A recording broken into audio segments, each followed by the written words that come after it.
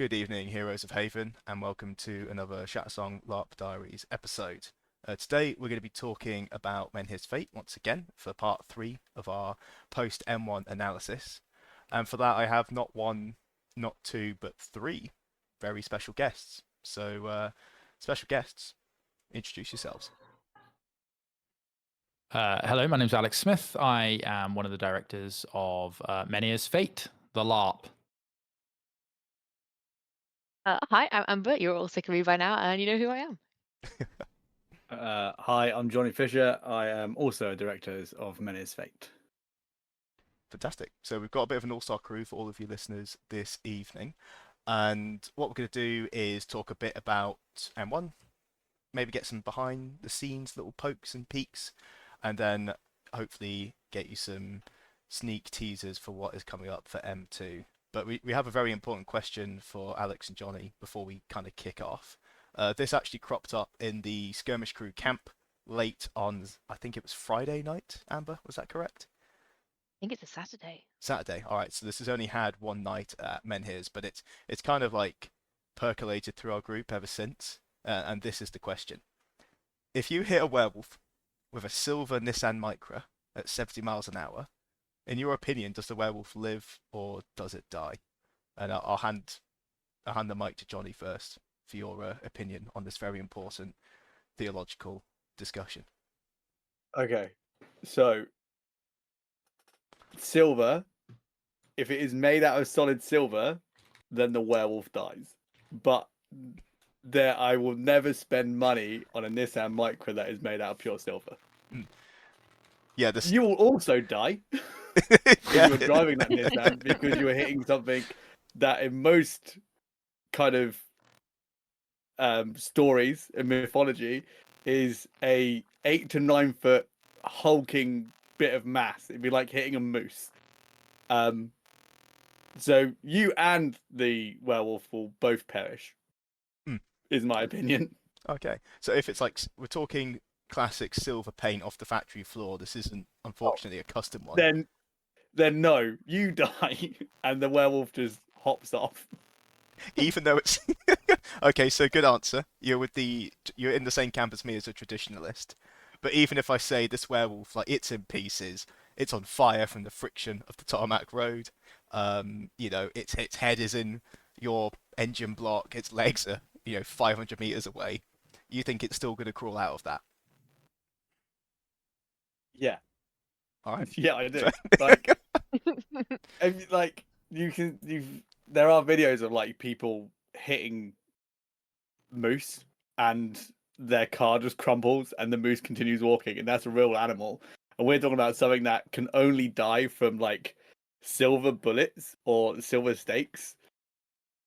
A car painted silver that isn't actually silver is not going to do any damage to it. Cool. Do we think though that a solid piece of silver can move at 70 miles an hour with a normal Nissan engine? Because I don't know much about Nissans, but I don't think they have a good rep. Yeah, like this. It feels like a Ford Fiesta kind of equivalent. Am I correct? I'm not a car guy at all. I have no idea what the comparison is. Fiesta's a bit bigger than a Micra. Micra's like the equivalent of a mini, a small mini. That Micras are small cars. Something I did want to get to the bottom of this thing, right? Is my question would be, do you think that cutting a werewolf's head off kills it? So, as a traditionalist, I would say no. Well, then no. The silver painted Micra does not kill the werewolf. If massive bodily trauma is all it takes, then nothing has to be silver at all. But obviously, it needs to be solid silver to actually work in a traditionalist sense. Otherwise, I like the idea of a Hydra werewolf where you cut one head off and like two more grow back, and then you need multiple fleets of Nissans. Yeah, that's which is possible. You could probably get 3 or 4 abreast on a nice A road. They are narrow vehicles. We could get maybe like 5 or 6 of them on the M25 around London. Oh, easy. Yeah. I'm going to find out. Cool. All right, then. So we've got 2 traditionalists on side, which makes me happy. This was a very heated conversation late on the Saturday night post skirmishes. And I don't understand. I mean, Silver is if it's just painted silver, that's where you have to draw the line, surely. If it's solid Yeah. silver, yes, the speed is irrelevant, the brand of vehicle is irrelevant. Is it an object that's solid silver going 70 miles an hour? That's relevant. Hmm. Um, Does the silver need to be inside the werewolf, or does skin contact kill it? Because the micro, let's say it's a solid silver, like AG silver micro hits the werewolf, it slams into the bonnet, goes over the top of the roof if you're lucky. Is it dead from contact? No, I think it would need to be pierced. I mean, famously, what was it? It was Jean Chastel, the hunter in the mid 17th or 18th century, that killed the beast of Gévaudan, which is where the silver legend apparently came from. Is that he said he used a silver bullet to kill this man-eating beast that apparently really did exist in 18th century France, that was killing and eating people in this province in south central France. And the hunter that killed it, who is also a real person, said that they used a silver bullet to finally kill it. The period descriptions were similar to a young lion or a striped hyena, apparently, is the kind of thing that whatever the hell they were shooting at. But okay. That's apparently where that legend comes from, and he had to shoot it. So I think we should base it on the legend, right? But the legend does come from France, so can we trust it? Oh, really? You think it might be some sort of psyop? French Maybe. psyop? So you got to remember that most of the cool stories come from Europe for mythology. England has some great ones. Welsh has some brilliant ones. But if you think Brothers Grimm, that's all European tales. And I think Well, the if witches. if Disney rips them off, then I think they're good stories to follow. Yeah, Okay. maybe that's the. Can we make a $500 million film from an idea? And if so, it's good enough. So do you guys reckon we could make $500 million from a Nissan Micra hitting a werewolf? I don't think mean, I think we wouldn't earn that much because I don't think. Well, it wasn't Nissan Micro, but they do hit one with a Land Rover in Dog Soldiers. Oh, what a film! Excellent What film. That is a a good film! Excellent. Yes, that is an excellent. excellent film. Oh my goodness, yeah. Especially like the monologue before they actually engage. Yeah. Was it the tattoo on the guy's ass? That was what a great film.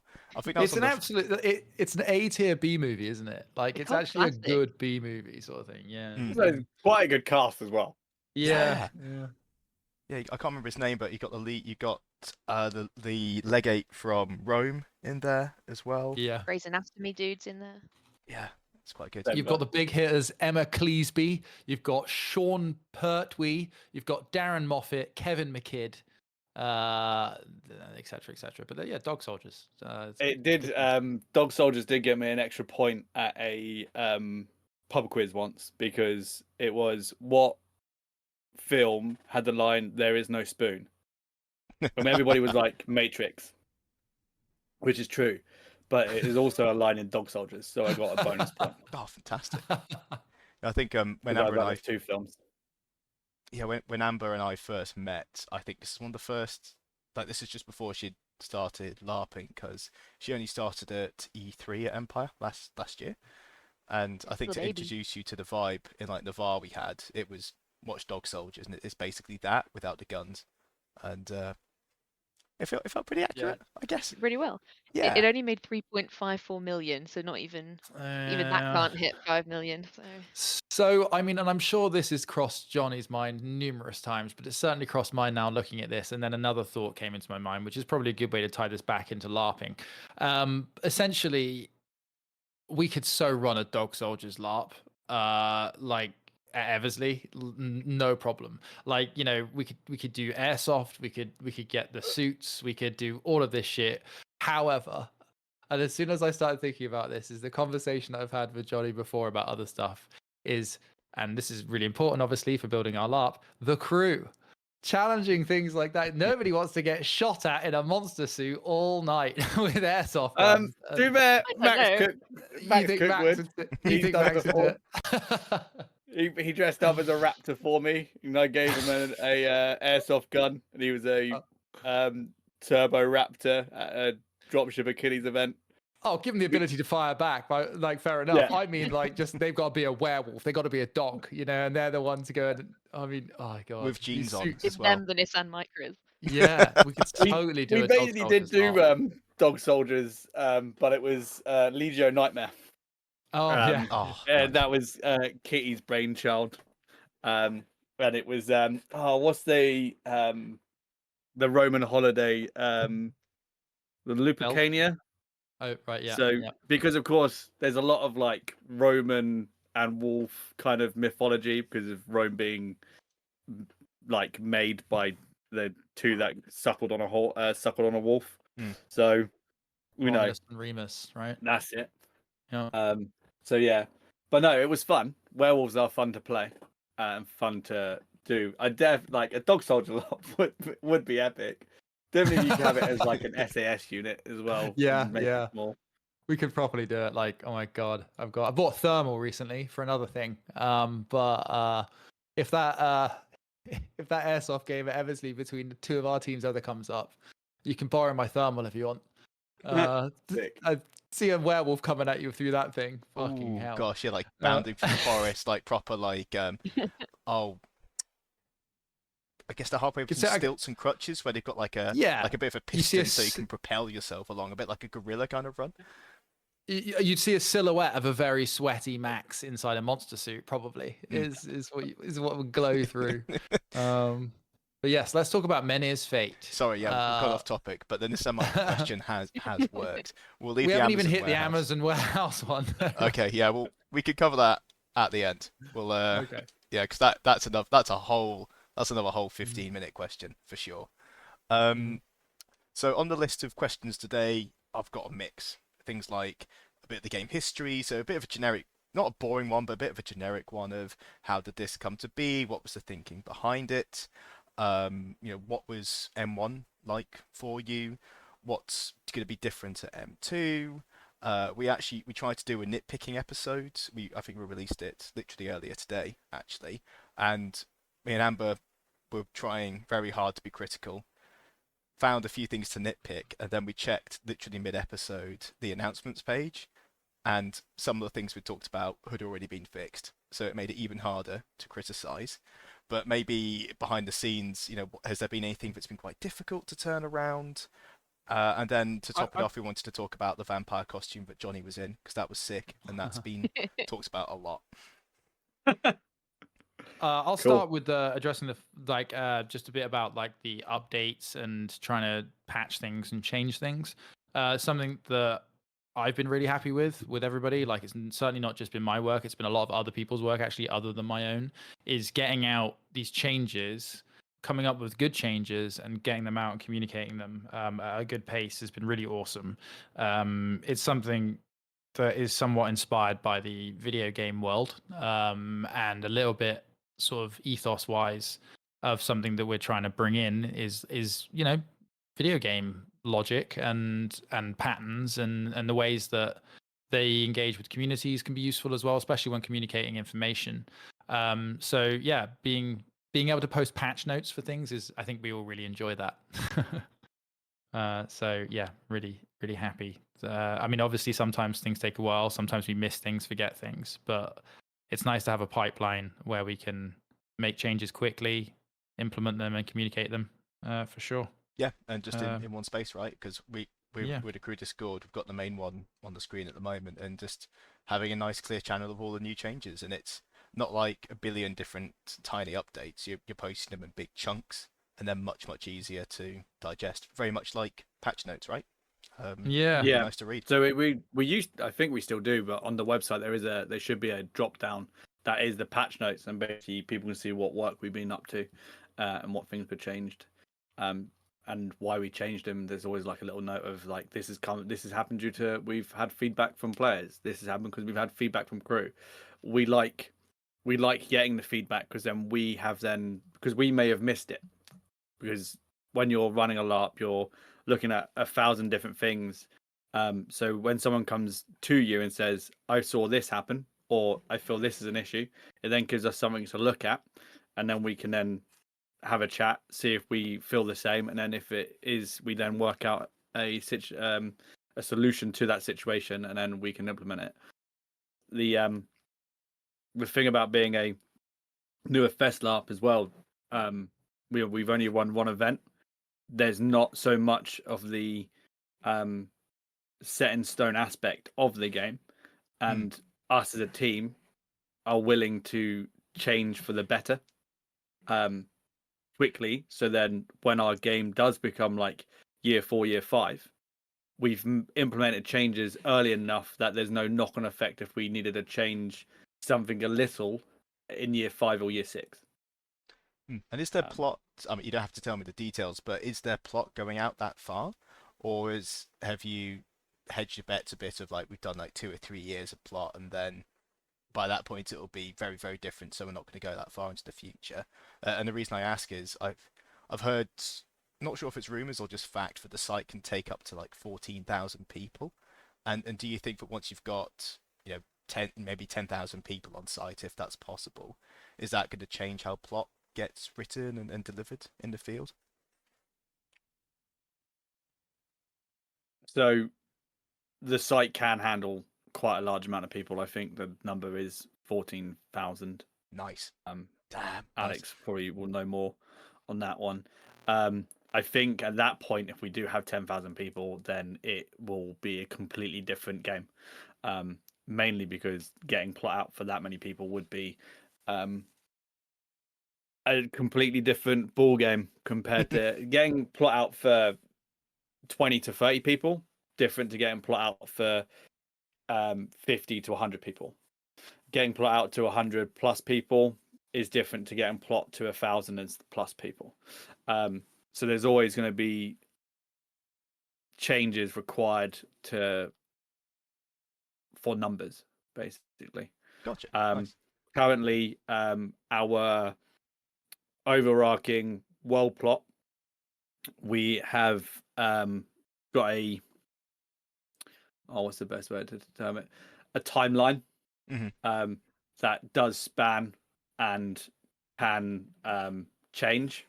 But yeah, currently I think we have 8 events quite structured, which will then continue on because things may change. Players will do stuff, crew will do stuff, and then certain aspects it will be changing. We want to be more reactive to what the players do. So nothing is truly set in stone. We just have an idea of where we want to take it. Okay, fantastic. And can I pry? I won't ask you the numbers because that is cheating. But I think it was around about the 700, 800 or so players last event.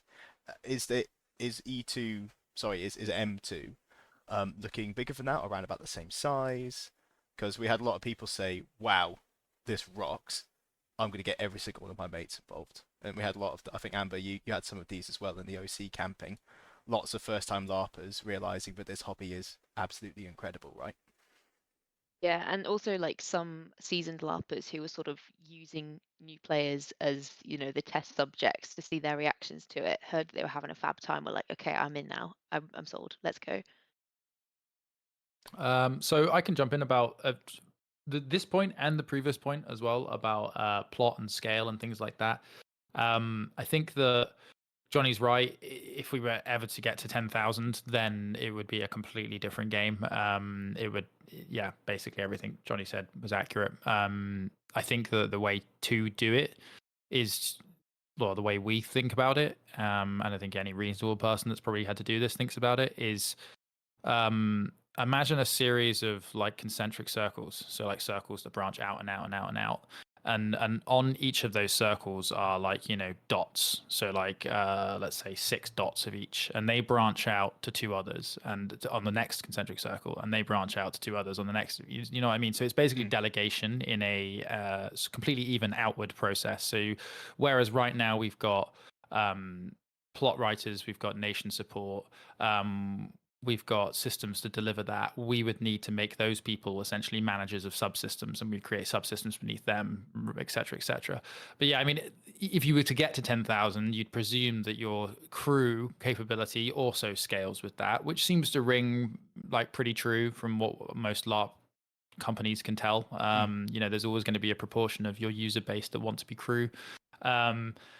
But yeah, I mean, it's fascinating. It's a fascinating thing to think about, trying to scale and work out how that all works. It's definitely a big part of the reason that attracted me to trying to run a LARP. I'm sure for Johnny, Kitty, Nick, Chris, and Ross as well, that the sociology and sort of, it's like a little microcosm running all these kind of interesting experiments. Ultimately, I'm not saying that people are they're not test subjects, but yeah, it's the one. When I first went to LARP, when I first went to big festival LARPs as well, I was just like amazed that by the scale that can be achieved within a relatively small group of people. Like 1,000 people is not a lot of people to create really interesting systems in, and they do, it's amazing. Anyway, I'm sort of meandering, talking about numbers for this event. So the last event, actually, you say 700 or 800. I'm very happy you thought it was that. It was actually closer to about 640 Wow. Yeah, people. felt busier. Much busier than that. Yeah. Okay. Well, we have about 200 crew, so that helps. It also makes Menhirs Fate extremely expensive to run, but it's the experience we wanted to bring people, and it's the experience that, again, Johnny and Kitty have, and our amazing volunteer force have been giving to people at other LARPs, ultimately. This is our attempt to try and scale like some of the experience that they give to people up. We're super happy how that went, and we're really, really grateful to all those volunteers and all those people that we know are amazing LARPers and just very talented, creative people. So they did that, and it was amazing. And people got a fantastic experience on the other end of it, at least from our crew, which is great. This event is probably coming in roughly similar, to be honest with you, which admittedly is lower than we'd hope. It's, again, a very expensive LARP to put on, and we don't want to cut the quality. Definitely.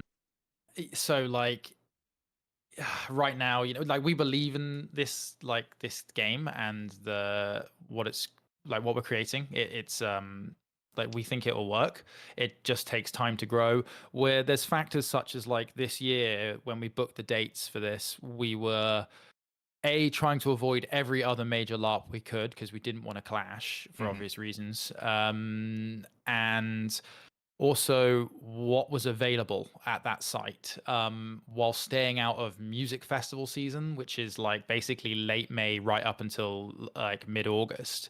So like, we had to avoid those periods of time, and unfortunately this one falls very close to other big LARPs. It's also very soon after our first event, which for some players, which lucky them, it's really soon after their first event, and they're like, yay, back we go. And I'm like, awesome, lucky you. But like, obviously I think it's been tough for some people to make this event. What I will say, finally, and my last point on this, is what's really positive is that we're still getting like brand new LARPers coming and buying tickets for event 2. So we're still getting like, I think like 30 or 40% of customers this is their first event and they've not LARPed before, because they are hearing about it or seeing this and going, I want to go and try that. So it's not necessarily that we're having to like cannibalize other LARP user bases. Of course, there are people that go to multiple, and we all know. Yeah, exactly. And the time and financial commitment that takes, we also know takes up a big chunk of your life, and it's time well spent. But it's a lot. We appreciate it's a lot. So we're not counting on cannibalizing other LARPs. So to see that still continual trickle of new people coming in is really encouraging. But yeah, that's it basically. Definitely. And on the point you had around the experience, and like you said, it's expensive to run. It's absolutely translated to that on the ground. I've done a bunch of playing and crewing at ILARP, and this really does genuinely feel like, not to massively simplify what you've both done, right, but it's a big ILARP event. And ILARP is broadly seen as like, A and S tier LARPs in the UK. Yeah, I'm just going to say that. Oh, I forgot the disclaimer again. I'm poorly informed, biased, sweeping statements. There we go. Perfect. But I really thought for like seeing that on a fest scale, like, that's going to be challenging. But you nailed it. M1 absolutely nailed it. And we nailed it at M1 because of how great all our volunteers were. I thank you. there is so many of the teams dragged that thing kicking and screaming over the line, and I know a lot of the volunteers at the end of it had put 120% in, and I can't thank them enough. We can't thank them enough.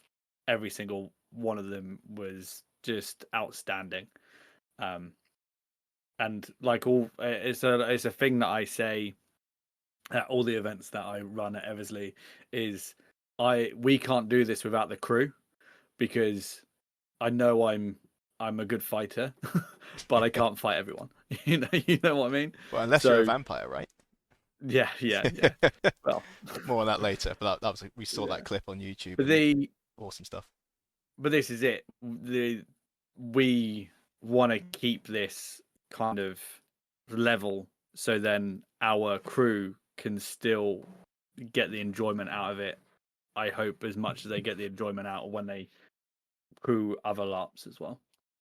Definitely. I mean, I can say from my personal experience at M1, and Amber, I hope you agree with me. And if you disagree, then feel free to just yell.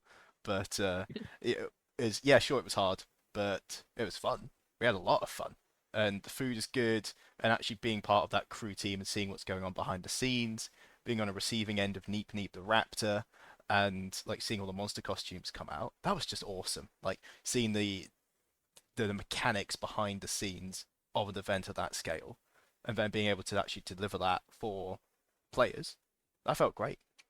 And all of them, like Yeah, it seems like the player base was so mature. But sorry, Amber, go for it.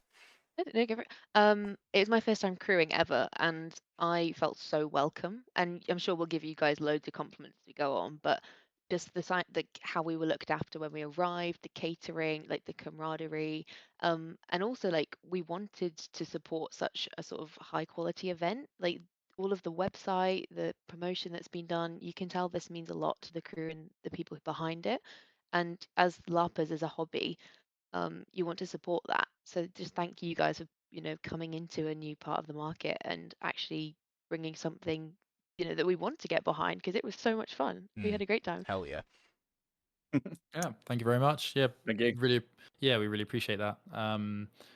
Yeah, absolutely. Like we want to keep that.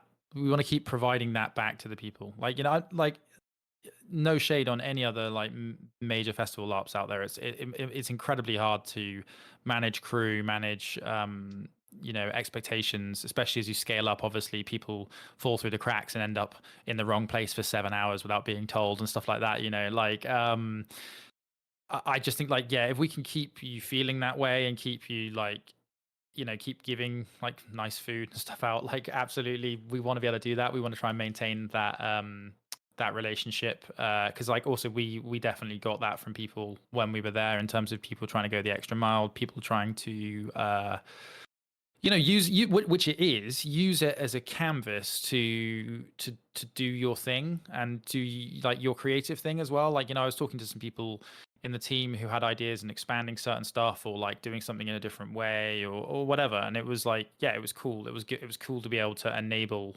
those things. We just need to sell more tickets. We need to scale up fast. Like, and I guess this is a place as good as any to stress this. And I know you guys are already huge advocates. I don't think you could do much more for us, to be honest with you.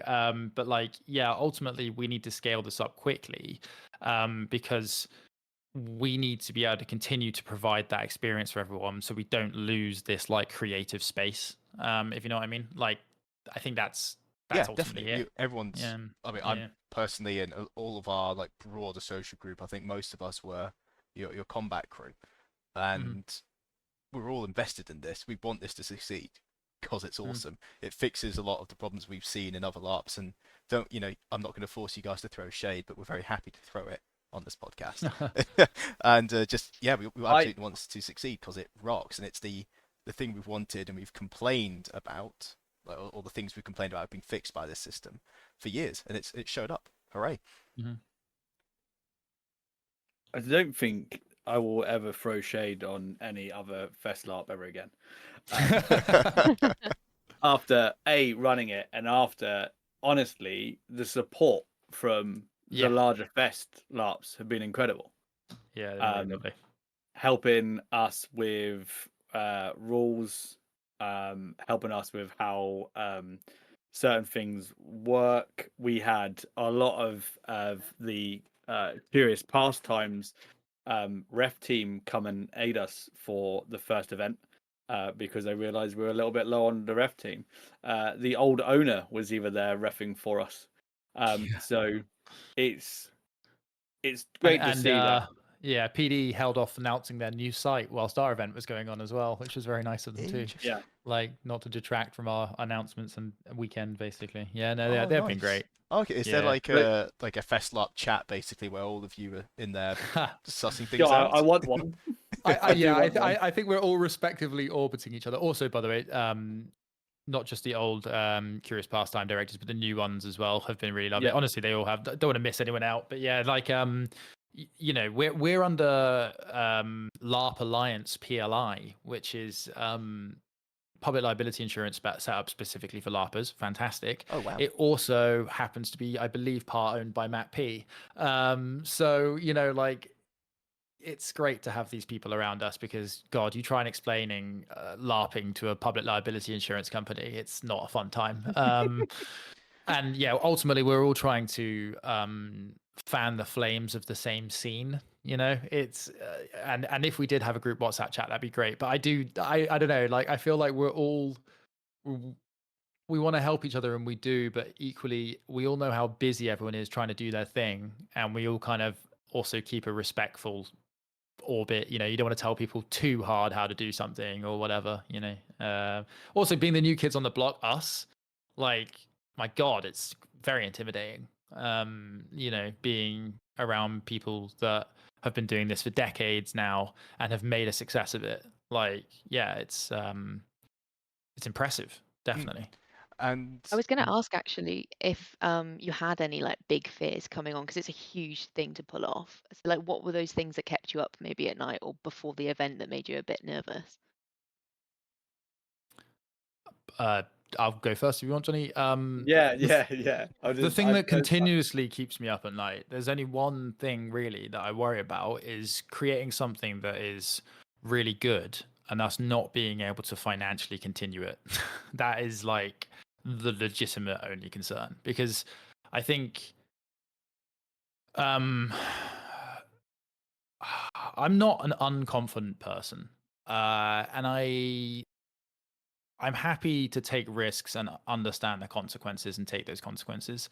I think that I'm more sad when things go like it's just a shame, you know? It's like, you know, when you have like a bad breakup or a breakup with somebody and you're like, yeah, they were bad for you. Or you have like one of those sad breakups where things just didn't quite work out. And those are just sad. Like, you know, you don't want one of those. And I think that's the only thing that like, yeah, keeps me up at night. And anyway, how about you, Johnny? To be fair, I don't think I had like anything that was keeping me up at night or along the lines of that. I just wanted to make sure that whatever we did at MF1 was the best that we did it, basically. And I think as soon as I kind of got boots on the ground on site and saw the tents up, that's when kind of, because I've been LARPing for most of my life now, and also running Eversley games, there's a certain part of me that kind of it switches on, and because it's time to do it, you know. Is when I come back off of it, is when I kind of go into myself and think, did I do as well as I could have done? And what I didn't want to do is basically fail the hype of what we were putting out there. So that was I want to get this right and I don't want to get this wrong, was what I was focused on before the start of MF1. And now you've got an event under your belts. Has it? I'm going to use the term easier, and the part is going to do a lot of the heavy lifting, right? Because it's definitely not going to be easy. But has it been easier now you've done one to get the prep and get ready for M2, or has the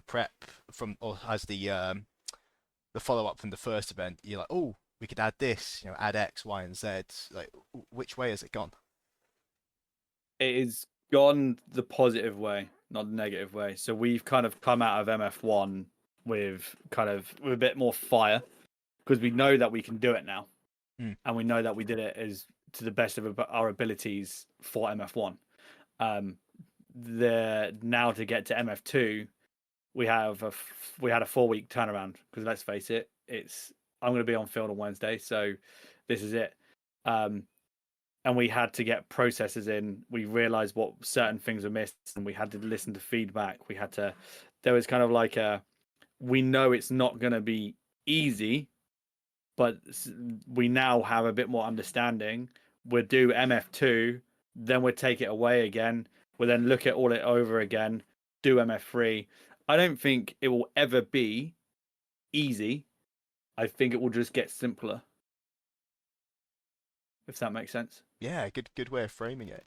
And on the it's going to be a gap for most of the summer, isn't it, between M2 and M3? Yeah, we got quite a large. I think it's a 12-week gap between M2 and M3. So that's going to be a ideal time for us to really kind of focus on feedback and the larger scale stuff that we'd like to change or implement, and then we'll be ready for MF3, then MF4, and then hopefully look between MF4 and the MF1 over the long dark. Gosh, yeah. And we're looking at our calendar literally this morning, Amber, and just like I think it's July. We've got basically 4 LARPs in a row, and then Crazy. yeah, just got absolutely packed calendar, and we're so glad to I have. wonder what that's like. Yeah, it's great to have it packed. Another Fest LARP because we're both Empire pilled as well, despite the amount of shade we throw in our like grumpy little conversations. But having like another big fest, because for me at least, it's the big battles, it's the big, almost like teleporting to another world and going back in time, and it's immersive when you've got 1,000 tents around you, and when you've got sites like Eversley where you've got the actual props are built around a place in the forest, that's really immersive too. But there's something different with having like 1,000 people, and you could talk to every single person there and still not get around everyone in a single weekend, and everyone's got their own agendas, their own points of view. When you look at the different nations and the different classes and all the different guilds, it just feels like an endless Rubik's cube of like, right, what's going to happen today? Give that thing a spin, and you end up with fun, no matter where it ends up. It's absolutely wonderful to have more of that in our calendar. The I was actually going to ask you a biased question. Is if you were playing, what nation and what class would you rock with? I say class, more like skills, you know. Okay, so I have 2 completely different takes on this, because one of them is heavily influenced and by my friends and popular culture, and the other is because I feel like I have to rep them because they're awesome and they're under appreciated. First of all, so my first inclination is the Wonder, because the Wonder brief is really, really cool. I love nature. I love like weird like nature as well, like, you know, reptiles and amphibians and fungus and all of the really colorful wacky stuff, and the Wonder is full of that. The wacky magical forest, also the fact that they're like arbiters between Valdraith and Avaro is pretty funny, and like that's already like that rivalry is already heating up quite nicely, so I feel like there's loads to do there. I feel like the Wonder brief, I mean, I'm a Winter marker in Empire, so it's quite easy for me to wander into the Wonder and do sort of like a more colorful kind of I don't know, it's somewhere between like a really colorful Navari Winter marker, I guess, in some respects. But yeah, I love the Wonder. My second is, like I say, influenced by pop culture and my friends have got some amazing kit already. It's Valdraith.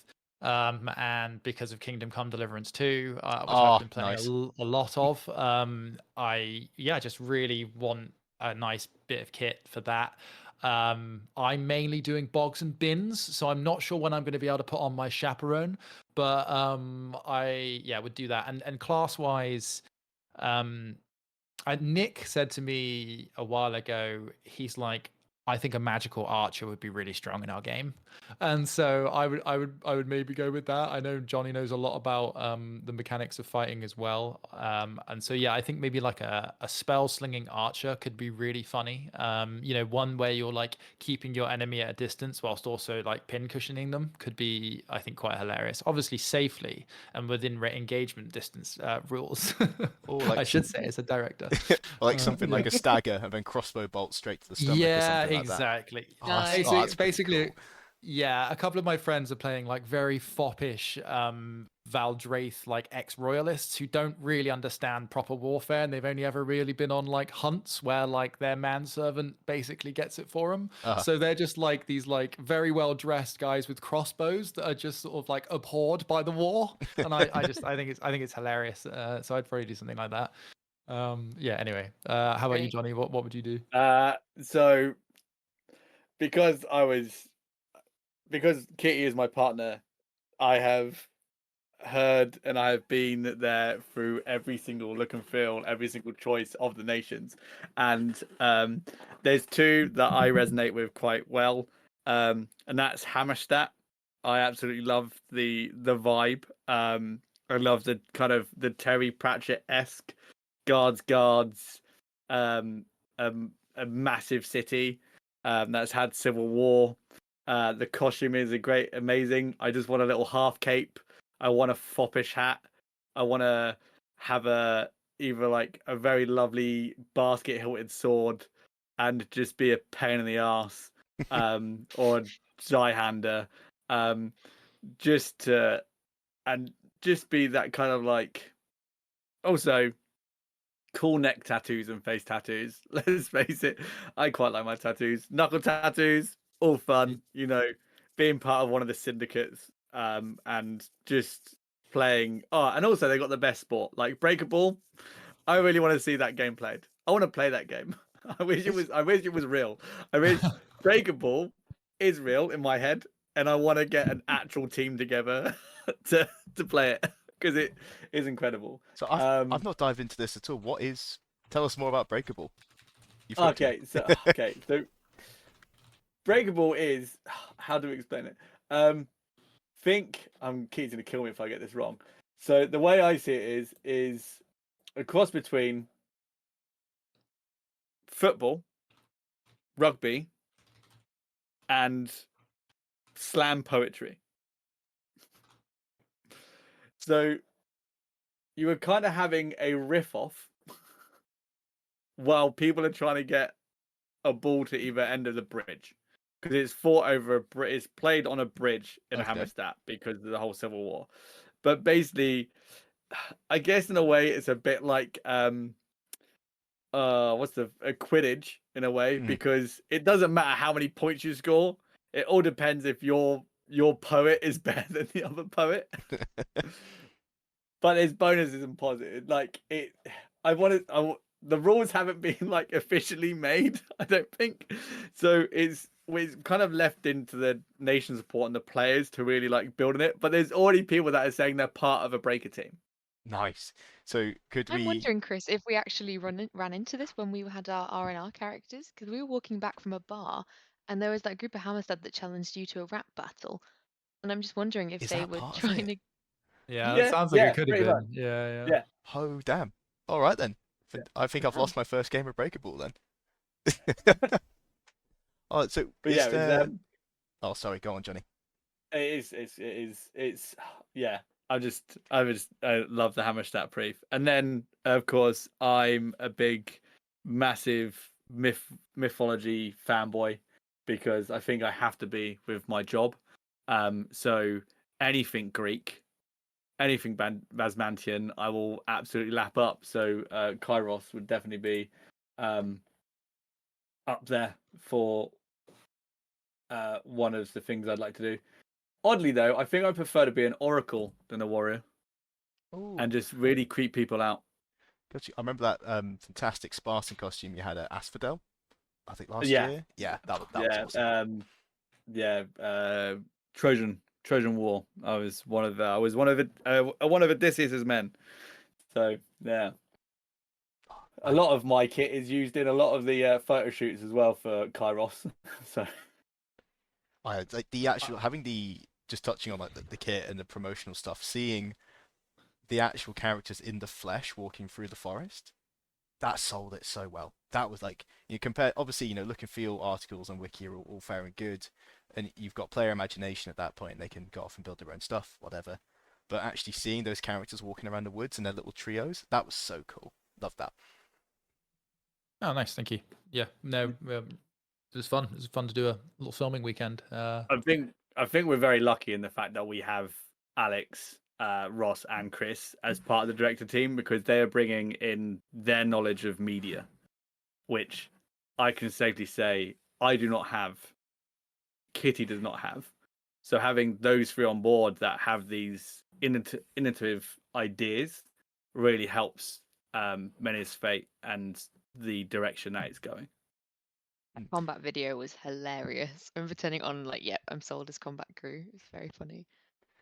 Yeah, that was Johnny and Nick just improvising. To be honest with you, it went really well. I mean, obviously it wasn't improvised because they had to do about 1 million takes eventually to get it all correctly staged. But yeah, no, that was great. Those guys made some funny stuff. Yeah, it was Um, it was a cheeky smile. Like, and this is a Yeah. rend. Bang.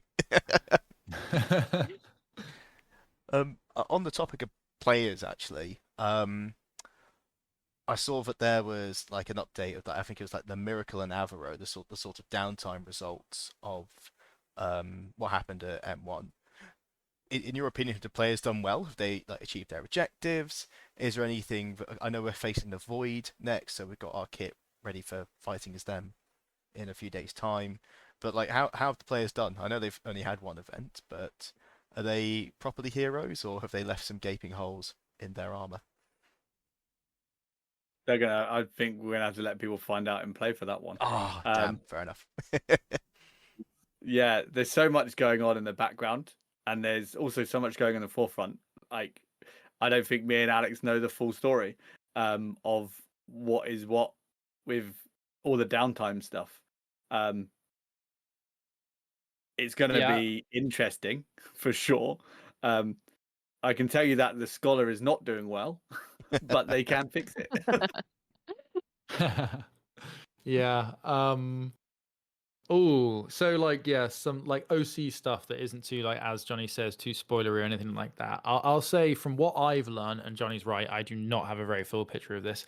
What I've learned is that there is yet to be any great heroes rise above the crowd yet. In terms of no one sacrificed themselves, I think, in order to stop something happening. I think I'm trying to be vague here, but like that yeah, I think people are still working out what is possible in play, what they're able to do as a character, what their abilities are, etc. I think that there's this may the gods witness me thing Oh that yeah. the players can choose to do. I think there's some timings and conditions in being able to do it. But I think that once people start realizing that maybe that could be a way, if they know they're dying, if they know their character is pretty dead, which I think a few characters did die at our first event. You can go out in some pretty crazy ways if you can work it out.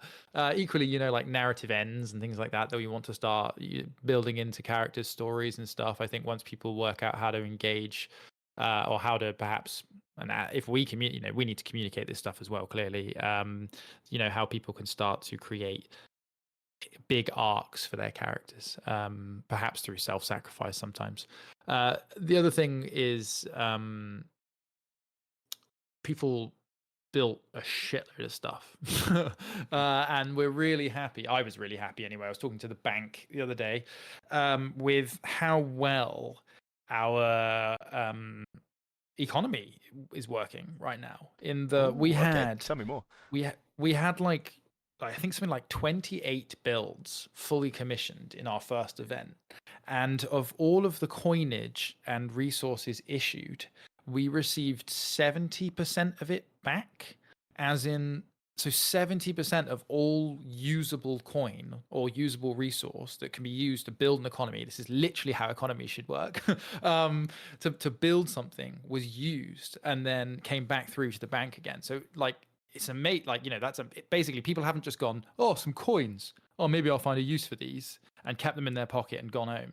Like we've got tons of people spending money, tons of people spending resources, all engaging with the things that they can spend those things on really well. So that was awesome. And I think that, yeah, whereas there was probably some objectives or some things that within battle skirmishes, etc., that may have been won or lost through the fog of war, let's say, when it comes to engaging with like infrastructure and stuff, I think it's been really awesome. And yeah, I'm really looking forward to people hearing about what happens with all of that.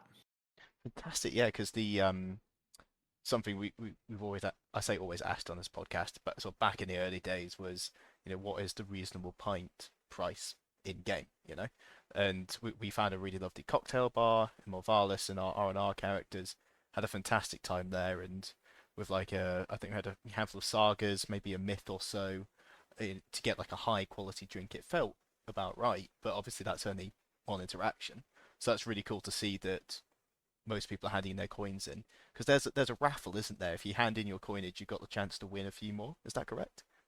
Oh, and by the way, just to clarify, so a couple of questions. First of all, so one myth for a high quality drink, that still seems expensive to me.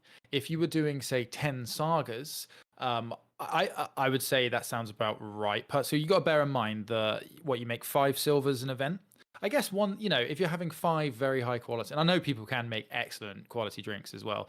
So like maybe a myth if I was feeling flush, but I feel like 10 sagas for me right now is probably an expensive drink. But that's just my opinion. Second, when I talked about bringing money back, when I said about things coming back into the bank, I didn't just mean people handing their coins back in at the end of the day. I mean they spent them on things, they used them on things. So like where a build needs to be done, they physically have to submit coinage or resources. So those things have to come back into our system so we can reissue the fizz reps out, which represents the value, obviously, that we give to a player each time a character comes to Haven. They get, 5 myths worth of stuff. But like that's being spent and just used up and creating game, essentially, is what I mean by coin coming back. But yes, you're right. Also, when people put coin back into the bank at the end of an event, which helps us essentially just keep afloat and keep appropriate coinage spread across players. Ultimately, it's just to make sure people will have money that's spendable rather than here's your 2 silver myths in 2 silver myth coins.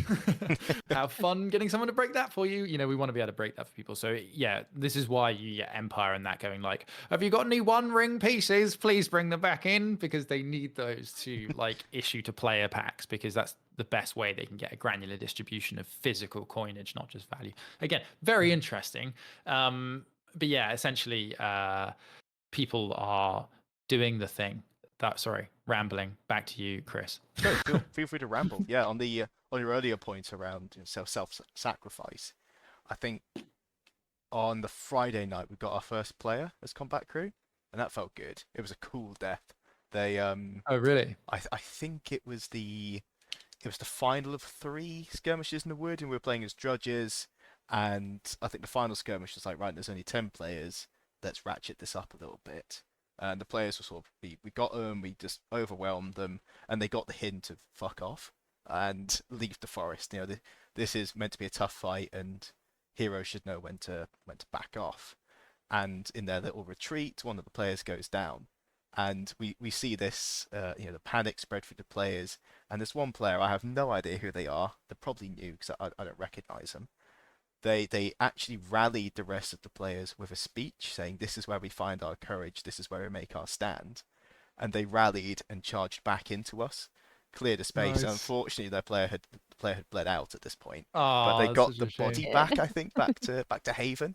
And afterwards, Nice. we all just sat around going, "That was the coolest, most heroic shit ever." Even as the bad guys, we were like, "Respect. Yeah, let's go." Yeah.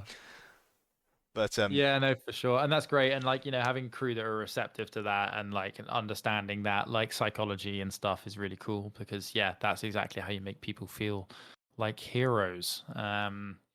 Yeah, no, that's epic. I had moments like that the weekend just gone at Empire as well, when we were like in big lines and it's like, look, we've got them, we've got the numbers. If we push now, this is over. And you just need someone to just like get the crowd going, and then you just go forward and you're like, hell yeah, that was very satisfying for sure. Yeah, So yeah. I think it was the main Saturday battle at M1. There was a player who walked onto the field and immediately went, "May the gods witness me." All of the crew were just like, "Oh God." This guy's had an energy drink. Yeah, absolutely. Like fourth monster of the day, ready to rock and roll. Yeah, that was awesome. Like seeing those kind of moments and like the maturity of the MF player base. I don't. I think Amber, you twisted your ankle. I did, yeah. The last, I think it's the last Sunday battle. It was really close to the end. Yeah, but like we didn't have any like city head hits. People weren't getting like aggy about taking hit points and stuff like that. There was loads of like heroic and epic fighting, and the whole battle, like every single battle, felt thematic. It felt real rather than here's a combat sport where I'm trying to tap you on the ankle or the knuckles. There was people like, you'd hit them on the shoulder and they'd go and step back, even though there's no requirement to react. They were still reacting to just taking a single hit. And especially as crew, that felt so cool. So we actually felt like we were doing something rather than just getting crushed again and again and again. But that ran Yeah, over. I mean, yeah, credit to Johnny and the skirmish team for doing that, because it's been a really like interesting thing to try and balance here, because we do like rules, rules make games fun, and it's fun to have calls that other people can understand and react to as well, and also just gearing up like and having numerical value to stuff does, for me at least, if I'm buying a thing in game and it has like a mechanical effect, I find that cool and it gives it value to me. But also, yeah, like we want to do heroic fighting, and fighting that's fun and theatrical. So like, yeah, it's cool that, and that's just a culture thing, I think, because ultimately we have Yeah. these rules and they're codified. But I don't know, Johnny, if you want to speak any more on that, but it's fun to try and balance, right? Yeah, it is interesting. Definitely coming from like a smaller scale gameplay, without really any calls in it. It is a culture thing, and I think because we are getting quite a large new player, I would say new to LARP people joining our game. If we as a crew and as a player base continue that culture, it will spread to them, and then it will spread further afield, and then hopefully we'll keep our combat being thematic, with the occasional call to drop someone down. But yeah, it was Totally. interesting to witness and be a part of, for sure. Seeing how many people took it on board, it was good. Yeah, I mean, I talked to loads of players. They loved it. Combat crew loved it. 10 out of 10. Mwah, chef's kiss. Awesome. That's great. We're getting into the final sort of 3 to 5 minutes of the episode, or I mean, it depends how much patience you've got. But I was wondering if you can give us maybe like a codified, like almost like an in-universe warning for what's coming next. So we know we're fighting the Void at the next event. There's going to be more, skirmishes and fights and plots unfolding. How would you kind of sum that up for the players and tease them and scare them at the same time? The Void are a different kettle of fish to the Fallen. The Fallen want what you have. The Void want to destroy everything. They see what is on this world and what exists as pain, and they do not want to feel it anymore. And they see Haven and the people resisting as something that needs to be removed. They're just really Or- empathetic, chill, like, Or join. They just want a big friendship group, right? Yep. Yeah. Be converted Yeah. or yeah. meet your end. Do you want to join a Doom cult, basically? Do you want to? Yeah. There's some really fun, like more like religious elements of this brief, which I think are really cool. It reminds me for some reason of like Skaven Plague Priest kind of vibes, where Yes. it's Yep. so yeah, it seems fun. I know a lot of the crew are excited about it. There was some teasers I think they did last time MF1. I think there was a couple of Yeah, there was little bits of Void. it was Harry Knight, Becca, Sutton, who are a couple of our skirmish captains. They took 4 other crew, dressed them up as Void. I think they walked them into Portavus, and they had a prisoner, and they just told everybody the end was coming, and then executed that other person in front of everyone, and then happily died. I saw this from afar. It was hilarious. So like I think Harry was doing a big like the end is nigh, there is nothing but chaos and doom, and like doing this really very good big theatrical performance.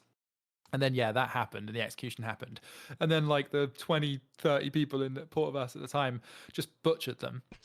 And then it very quickly just went back to like a very hilariously kind of like kitsch village scene of them all just going like, oh, who was that then? Like, what was that about? And it was like it's funny that these like huge things are happening in the world, and then because of obviously the scale of the game at the current times, you have small camps. So you're just like these huge things, these small group of people are just like, well, oh, bloody hell, that seems serious. It's just very funny juxtaposition. But yeah, they did a great job.